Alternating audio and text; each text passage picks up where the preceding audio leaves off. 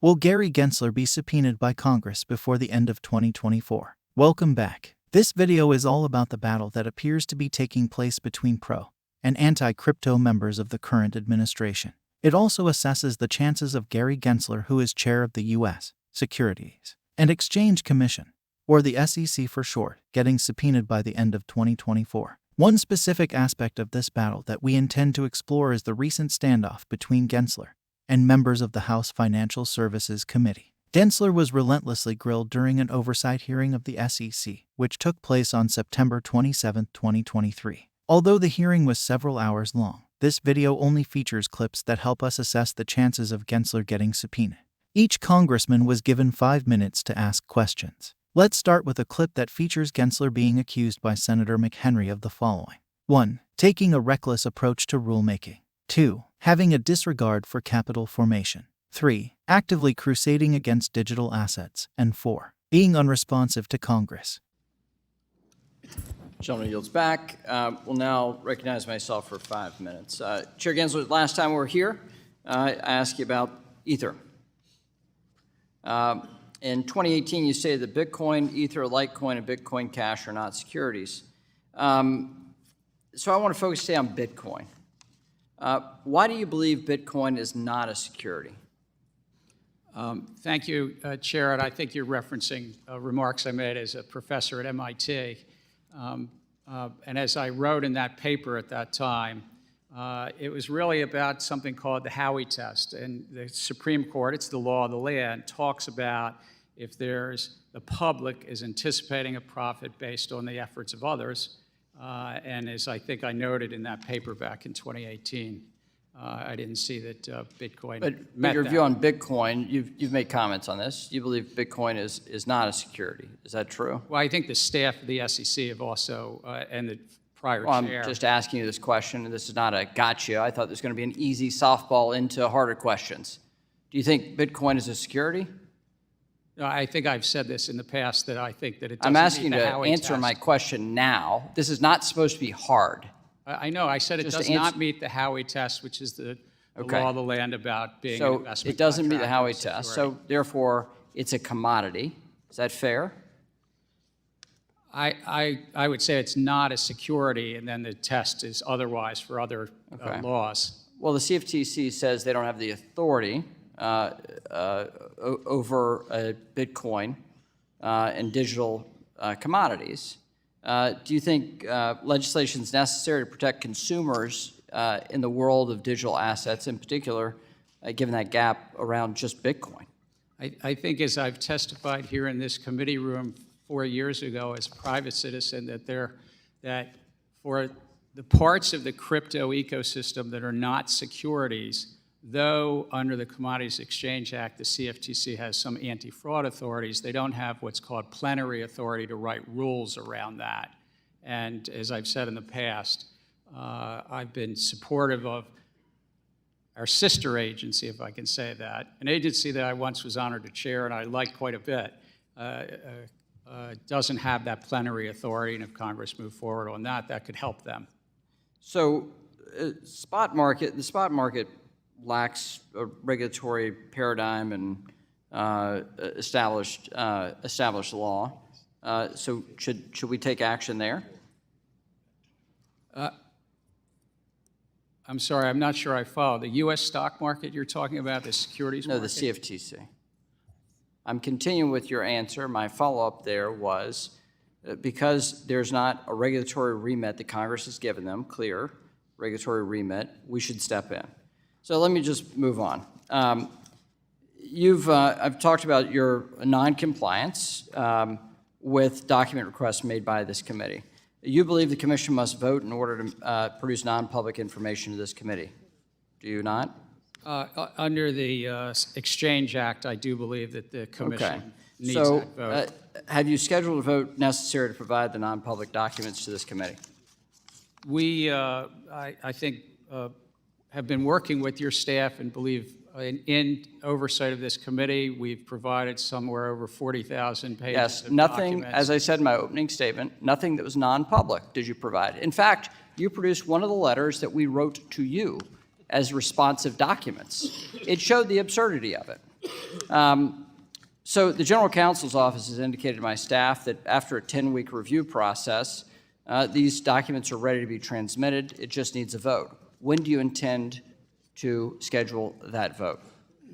We continue to work with you and your staff. We've had, the commission has approved that some senior staff will be taking transcribed interviews, I think, with your staff, and we. But that is not responsive to my document requests. This continue- should not be the hard work of a chairman to answer these questions. You have 30 major rulemakings, but you won't even provide basic documents to us. Your unresponsiveness is non-compliance, and we'll have to take action if you're not willing to comply. You have a 10-week review process, and you've not provided documents. Furthermore, you haven't even done the economic analysis of your interplay of these major rulemakings that are going to affect anybody who owns a stock, bond, or any type of security. And so you've got serious questions to answer to the public and to Congress, and we intend to get your compliance. We can do it the easy way or the hard way. And with that, I yield back. The ranking member is now recognized for 5 minutes. After McHenry's blistering dressing down, the next most interesting exchange was between Gensler and Majority Whip Tom Emmer, who raised several concerns about Gensler's approach to regulating digital assets. He also questioned his impartiality. Minnesota, the Whip, Mr. Emmer, is now recognized for 5 minutes. Thank you, Mr. Chair. Chair Gensler, I have a series of questions that require a yes or no answer, and in the interest of my limited time, I'd appreciate it if you would comply with that. Mr. Gensler, is it fair to say generally that large institutions in any given industry benefit more from regulatory uncertainty than everyday market participants or smaller institutions who don't have the scale or the capital to fund expensive compliance teams? Large institutions could benefit from uncertainty. Reclaiming my time. The answer is yes, sir. Mr. Gensler, you had an 18-year career at Goldman Sachs where you were partner and co-head of finance, correct? Yes, sir. Thank you. And is it correct to say that you made most of your personal wealth directly through your employment at this bank, Goldman Sachs? I've done well since then, too, sir. I'll take that as a yes as well. You described the SEC under your leadership as the cop on the beat watching out for our constituents, correct? I think that's a mandate that Congress Yeah, and I has think given you've us. said that, reclaiming my time. The answer is yes, sir. If you could just comply with what I've asked, I'd appreciate it. But given your 18-year career at one of the biggest banks in the world and the personal financial fortune you amassed there, do you think it's possible for you to serve as an impartial regulator and not favor large financial intermediaries? Absolutely, sir. Well, Mr. Gensler, do you believe the vast majority of digital assets meet the investment contract test and are therefore securities operating illegally outside of the U.S. regulatory umbrella? As I've said, many of these assets are basically the public is anticipating Sir, is profits that a yes? based on the efforts of others. Is the answer then yes? Again, without prejudging anyone, I do think that the significant Reclaiming my majority time. are I'll take it as a investment yes. And to be contracts. clear, sir, this perspective has nothing to do with a concern you noted in a speech last year where you said, quote, "Over the past year, several bank executives have shared their concerns with me about the sheer number of depositors who have moved money from their bank accounts into crypto-related exchanges and wallets," end quote. Right? The concern that those bank executives raised was that there's Again, I'm those reclaiming my time, customers sir. were getting No, hurt. in I've the asked you to market. answer the questions as short as I can so I can use the time I have, and it's clear that you would like to avoid answering the questions, in my opinion. An Obama-appointed judge in the Southern District of New York, a bank-friendly jurisdiction where you bring most of your cases, recently found that decentralized financial technology, quote, not only removes the so-called middlemen from these transactions, but it also allows users to interact through a variety of methods in an easy and efficient manner, end quote. The court also said underwriters, like the ones at banks where you work, sir, are, quote, precisely the types of individual roles that decentralized exchanges were designed to eliminate, end quote. Mr. Gensler, can you assure this committee that your style of regulation by harassment towards digital asset innovation is to the benefit of every American and not driven by your desires to protect industry incumbents? This is a field that's rife with fraud and manipulation, and I'm looking out for the American investors who've been hurt by the crypto. Again, I'll reclaim fraudsters my and time. Mr. scammers. Gensler, despite your years of rhetoric, like today, I'm convinced you are not an impartial regulator. Instead, it's clear that you are working to consolidate your own power, even though it means crushing opportunities for everyday Americans and, frankly, the financial future of this country. Even the federal courts are highlighting the damage you, sir, are doing to our constituents, and they're telling you that you don't have the legal authority to accomplish your goal of squashing competition in the financial markets. Congress has been telling you that too. Now, Mr. Gensler, I believe our great financial system is the definition of freedom in this country. And congressional policies must provide room for the traditional financial system to evolve alongside the disruptive digital asset ecosystem. That said, it cannot be understated that a common theme throughout your career, sir, is your relentless loyalty to the largest financial institutions at the clear expense of innovation, competition, and everyday Americans. I yield back. I suspect some large financial institutions Somebody would not yields agree back. with that. There's no question, sir. I've yielded back my time. Another segment of the hearing we wanted to feature was a question put to Gensler by New York Representative Richie Torres. He asked if a Pokemon card is a security. Gensler replied no, but he did not give a definitive answer when asked if a tokenized Pokemon card could be classified as a security. By the Can I ask, suppose I were to purchase a Pokemon card, would doing so constitute a security transaction? You could purchase a Pokemon card. I don't know what the context is, but if you're just purchasing a Pokemon card. If I purchase a Pokemon at card, is at that a security retail transaction? store, that's not a security. Okay. If I were to purchase a tokenized Pokemon card on a digital exchange via a blockchain, is that a security transaction? I'd have to know more. Okay, so for you, the process of tokenization is what transforms a non-security said it. transaction into a security transaction? Look, if the investing I thought you were public- technology neutral. If the investing public is anticipating profits based upon the efforts of others and they're exchanging funds, that's the core. I of see that my time has process. expired, so. Another interaction that we wanted to include in full was between Congressman Warren Davidson and Gensler. He essentially accused Gensler of abusing his authority and said he wished the current administration would fire him. He then went on to say that he hoped Gensler would be removed as a result of the SEC Stabilization Act. Gentleman from Ohio, Mr. Davidson, for 5 minutes. Chairman Gensler, recently a federal court called your rejection of a Bitcoin ETF, quote, arbitrary and capricious. In a subsequent interview, you dismissed the judge's opinion. Asked a follow-up question, if anything a judge says would change your mind, you responded, quote, well, no, not really. It seems that you don't really recognize the authority of the judicial branch. You seem to have a love for the Howey test, selectively applied as illustrated by Mr. Torres.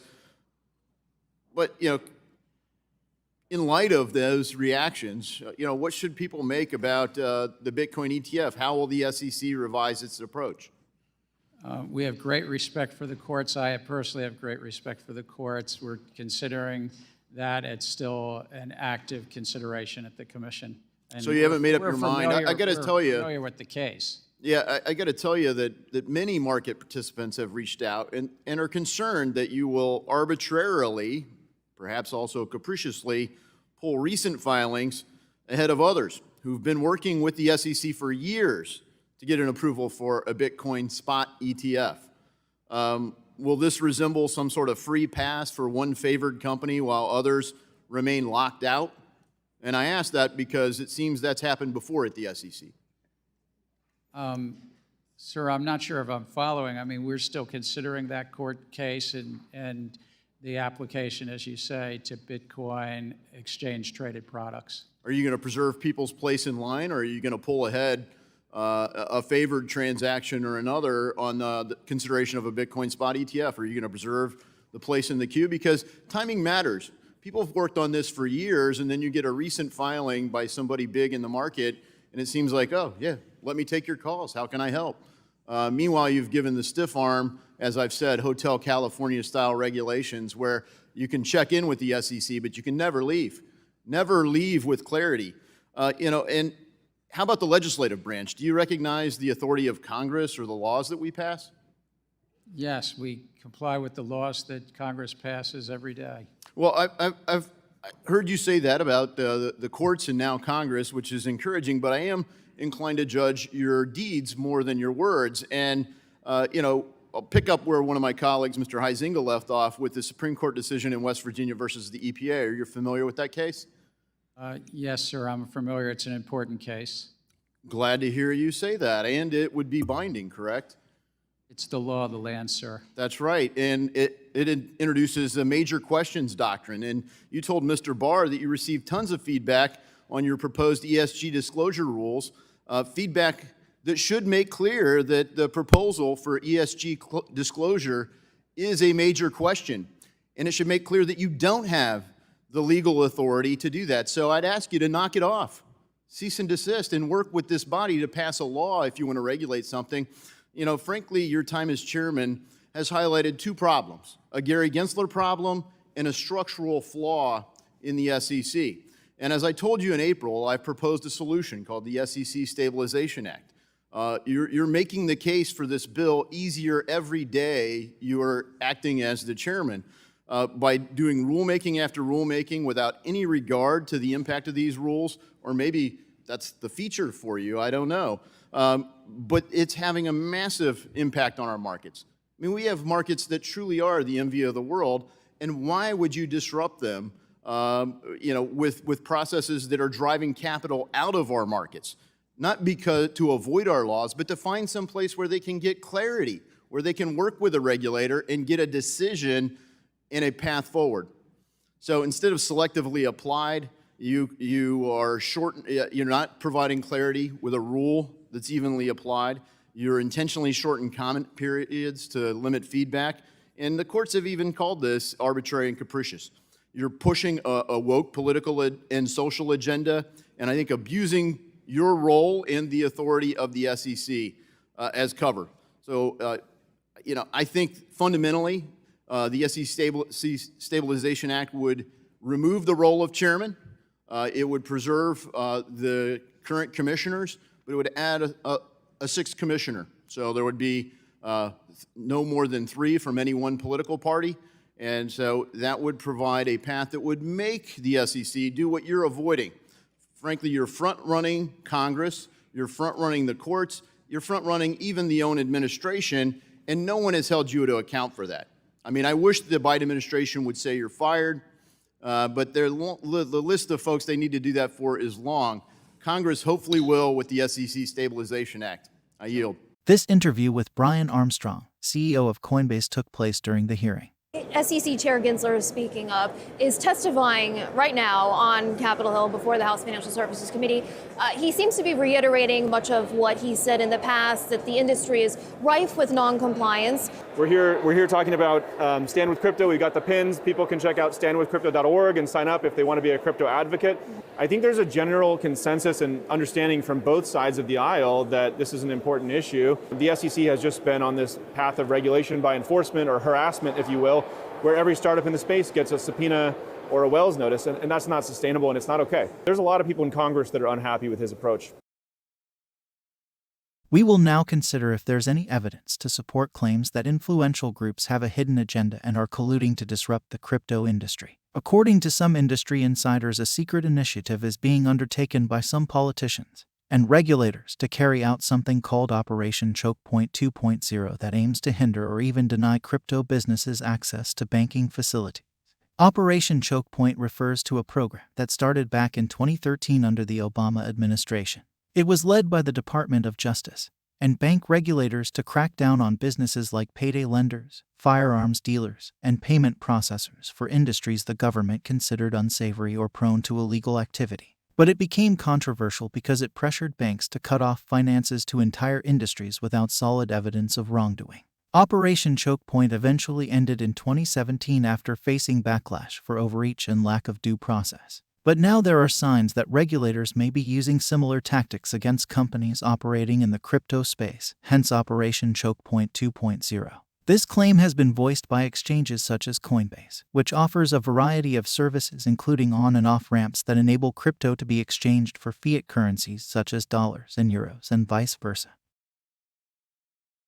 We will now consider why regulators are so concerned about crypto. We will then look at what evidence there is to support claims that Operation Choke Point 2.0 is real and what implications that might have on the crypto industry. And stick around to the end to find out if we think Gensler will be subpoenaed by Congress. Before we continue, I'd just like to remind you to like this video and subscribe to our channel. It really helps us grow our audience so we can create more content that our viewers will hopefully enjoy and benefit from. So why are regulators so worried about cryptocurrency? Well, it appears there are many reasons, but these are the main ones. Firstly, crypto by nature tends to be decentralized and anonymizing, making it hard to track compared to traditional finance. That opens the door to illegal activities like money laundering, which is a big concern for law enforcement.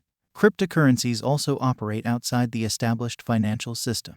That makes them harder to control and could undermine the dollar over time if adoption grew, which the Fed and Treasury Department may consider as a threat to the global dominance of the US dollar. Additionally, regulators like the SEC think many cryptocurrencies resemble unregistered securities that should be subject to investor protections. Stablecoins in particular have drawn scrutiny, as they are concerned about potential risks they pose to the stability of the financial system. The Biden administration has signaled that it wants to impose more oversight on this industry. Back in March 2023, the president issued an executive order directing agencies across government to come up with recommendations to regulate cryptocurrencies more strictly. The Treasury and Federal Reserve have also repeatedly called for Congress to pass legislation that would apply more robust regulation to the crypto market. And the SEC has really taken an aggressive stance recently. Under Gensler, they've argued that most cryptocurrencies look like securities that should be registered with the SEC. They've already gone after crypto lending platforms and issuers of certain tokens. Other regulators like the OCC have also advised banks to be very cautious about engaging with cryptocurrency. And legislation is in the works in Congress that could make KYC and anti-money laundering rules even tougher for exchanges. It is important to note that there is no firm evidence that the U.S. government is targeting the crypto industry with a coordinated program. But there appears to be growing circumstantial evidence that this is indeed the case based on the following accounts. The CEO of Custodia Bank, Caitlin Long, said during a recent interview that there is a concerted, coordinated political effort to deplatform crypto from the banking system that is being undertaken by factions from within the White House. Nick Carter coined the phrase, I believe, Operation Choke Point 2.0, and was saying that there is a concerted effort to cut the crypto sector off from the traditional banking system. So for our viewers that are not familiar, give us a little bit more of a background on what is happening there. We knew it was real from January 27th, actually January 25th or 26th, one of those days. We got an email from a reporter who had been leaked the information that all of the applications at the Federal Reserve and the OCC, the U.S. federal bank regulator that had anything to do with the digital asset industry, were being asked to be withdrawn at the same time. And so we knew that it was a coordinated effort from the very get-go. We had the receipts, so to speak, because we had it in email. We heard from the CEO of Circle yesterday here at the conference, Jeremy Allaire, saying that 5,000 crypto institutions, I believe, have been debanked. So give us a sense of the size and scope of this problem. It's pretty much industry-wide. To your point, they decided to throw the baby out with the bathwater and try to kill the industry. The White House staff in the Biden administration, I'm told, I can't prove this, but I've been told now from multiple people, we're in a civil war with each other. And about 18 months ago, there was a presidential executive order that came out that was fairly positive. Back then, the pro-crypto team was winning. Then came FTX, and then the anti-crypto team won. Here's Brian Armstrong, CEO of Coinbase, talking on a panel at the All-In Summit. He explains that he believes regulators are overreaching and operating outside the remit of Congress. It does not mean that the industry should be outlawed. And one of the really dangerous things that's happening is that, the Constitution says that Congress creates the laws. What's happened is that we've created these agencies, they are de facto creating laws. You know, other industries, like in the FDA, if the FDA puts out a guidance letter and you don't like it, what are you going to do? It's a de facto law. And so there's an interesting constitutional argument around this of like, is the administrative state overreaching? And I think we've seen that in this example with the SEC. Unfortunately, we have a regulator, the chair of the SEC, who's kind of weaponized the agency for his own political purposes. Gary Gensler. Right, along with Elizabeth Warren, who they just don't want crypto to exist in the United States. I think what their true intention or belief is behind the scenes, and I'm speculating a little bit here, is they just don't want it to exist. And so they're trying to cast a shadow over the whole industry to make it difficult. They're just sending subpoenas and Wells notices. To exist? Why? I believe it's because, and again, this is just me speculating a little bit, I think it's because they don't want to lose power.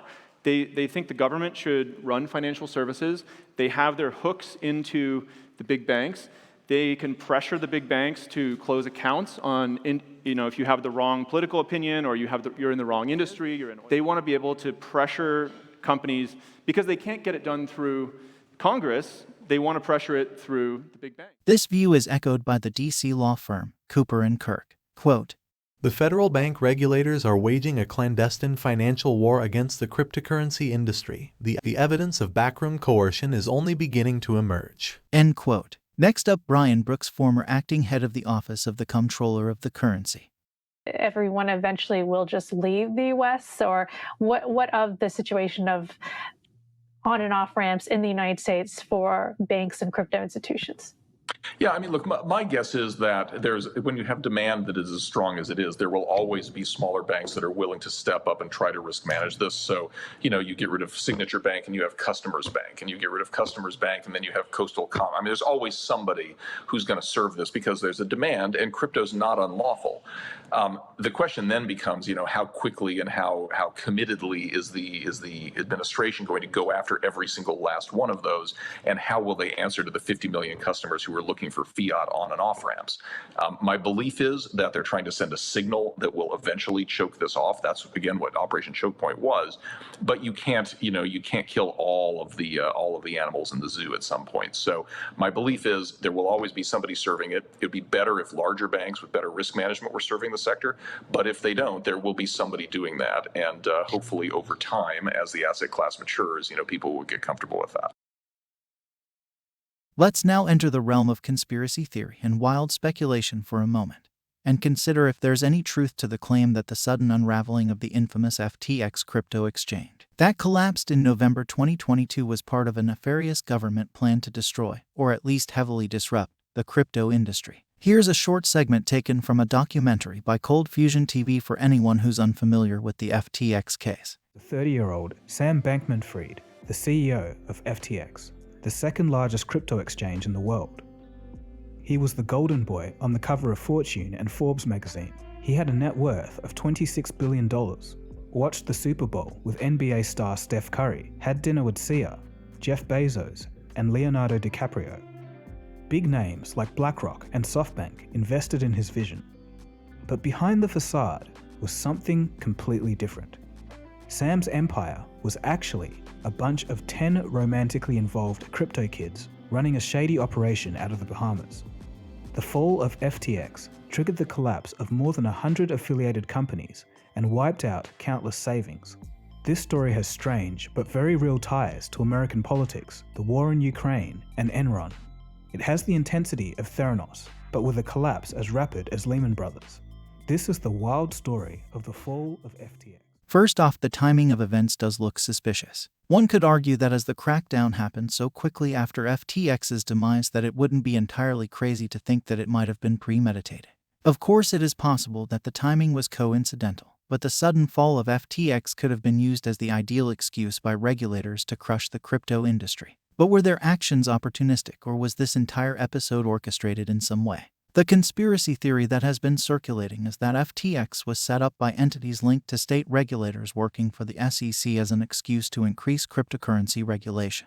Proponents of the theory believe that FTX was set up as a honeypot to attract a large number of retail investors, and then intentionally collapse the organization in the most high-profile and scandalous way in order to obtain as much press attention as possible. This would then lead to a loss of confidence in the cryptocurrency industry and allow the SEC to justify stricter regulation of cryptocurrency. It is important that we state that at the present time there is no firm evidence to support this conspiracy theory. However, the theory has gained traction, particularly among those who lost money as a result of FTX's demise. Many have turned to social media to vent their anger and frustration and share their belief that FTX colluded with members of the Democratic Party and government regulators. Some also claim that the mainstream media should be held accountable for unquestionably placing Sam Bankman-Fried, CEO and founder of FTX, who we will refer to as SBF, on a pedestal. He was invited to join government think tanks and was regularly invited to speak about topics relating to the crypto industry by almost all of the most popular financial news stations. He was basically given a platform which enabled him to appear to be some kind of virtuous genius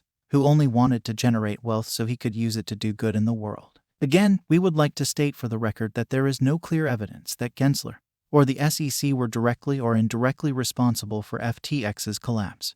But it is true that Gensler has family ties with SBF. Gensler's wife, Jane Fisher Gensler, is a professor at Stanford Law School, where she taught SBF's parents, Joseph Bankman and Barbara Fried. Gensler himself is a Stanford graduate, and he has served on the university's board of trustees. In addition, there is speculation that Gensler had a close relationship with SBF as the two men met on multiple occasions. Furthermore, SBF donated to Gensler's political campaigns. He also allegedly donated billions of dollars to support the Biden administration in order to secure regulatory favor by becoming one of the Democrats' largest donors in history. However, that alone does not imply any unethical collusion. Unless substantive proof emerges of inappropriate relationships or actions, it would be irresponsible to make accusations against Gensler or the SEC regarding FTX. It will, however, be interesting if Congress gets Gensler to reveal more about his connections with SBF, either voluntarily or via subpoena, as according to them he has been less than transparent with regards to his involvement with the Bankman-Frieds thus far. But we will cover that in more depth later in this video. Assuming it is real, let's now consider the potential implications of Operation Choke Point 2.0. Let's start by running a worst-case scenario from the perspective of the crypto industry, a total ban. In the unlikely event that a formal ban was enacted through legislation, it would be announced by the President of the United States after it had been passed by both houses of Congress and signed into law. If the ban is enacted through regulation, it will be announced by the relevant regulatory agency, such as the SEC or the Commodity Futures Trading Commission. First, you would see the Treasury and FinCEN enforce strict Know Your Customer and anti-money laundering rules at exchanges. This could require onerous identity verification and make it impossible to use cryptocurrency anonymously. The SEC would ban retail investors from being able to trade cryptocurrencies that they deem to be unregistered securities. Currently, that appears to be every type of coin and token with the possible exception of Bitcoin. Lawmakers in Congress would pass legislation banning self-hosted wallets, meaning you'd have to keep crypto on exchanges so that regulators could have total visibility. Algorithmic stablecoins would also be banned, as regulators don't like stablecoins acting like money. Finally, we would see banks refuse to do business with cryptocurrency-focused organizations, and that would almost certainly drive them out of business. Let's just pause here for a moment and ask, do any of these theoretical actions sound familiar based on the anecdotal evidence collated previously in this video? A full ban on simply owning cryptocurrency would be extremely difficult to implement. It would face legal challenges and require coordinated global action. As things stand, a partial ban is probably the most likely outcome. In this situation, the government would not explicitly ban cryptocurrency, but it would take steps that make it far more difficult to buy, sell, and trade. This could be done through regulation, taxation, or other means, thereby making it far less convenient to use and less profitable. Kind of like exactly what would happen if Operation Choke Point 2.0 was a real initiative, even though there's no evidence to suggest it is, according to the SEC. So in summary, even though there's little hard evidence, we do believe Operation Choke Point 2.0 is real and needs to be taken seriously, because if it is allowed to continue, it will negatively affect the crypto industry for years to come. There is no way of knowing who or what might be behind this theoretical attack on the crypto industry. Perhaps it is large, powerful incumbents that are using their influence to slow progress of crypto innovation in order to play catch-up, or simply down to a bunch of overzealous bureaucrats who have taken it upon themselves to go on a crusade. We'll probably never know the full story. However, the good news is, in our opinion, that they are doing this because they must believe crypto and blockchain technology is so game-changing that it has the potential to disrupt or even replace the existing financial system. Perhaps this is why governments are so fearful, and why established financial institutions are taking it so seriously. It is our guess that the leading banks are already investing substantial resources behind the scenes in order to quietly co-opt it. Maybe there's a campaign by them to use mainstream media to spread fear, uncertainty, and doubt to damage the perception of crypto so they can suppress the price and accumulate it on the cheap prior to the next bull run. Once they wrestle control away from retail investors and the Web3 startup ecosystem, they will probably attempt to legitimize the space and pump the price. Perhaps that is why incumbents such as BlackRock and Fidelity are so keen to launch spot crypto exchange-traded funds. We have seen this kind of scenario play out in the past, so it's not beyond the realms of possibility. If you are curious to know when a spot Bitcoin and Ethereum ETF might be approved by the SEC, view our other videos on the topic by clicking on the links. Regardless, I think we can all agree that the overall result of Operation Choke Point 2.0 would be stifled innovation and slow progress due to a lack of regulatory clarity, intentional or not. After several years of slow progress, regulatory clarity will finally be obtained and crypto will go mainstream, at which point big banks and established financial institutions will be in full control. Or at least that appears to be the intention behind Operation Choke Point 2.0.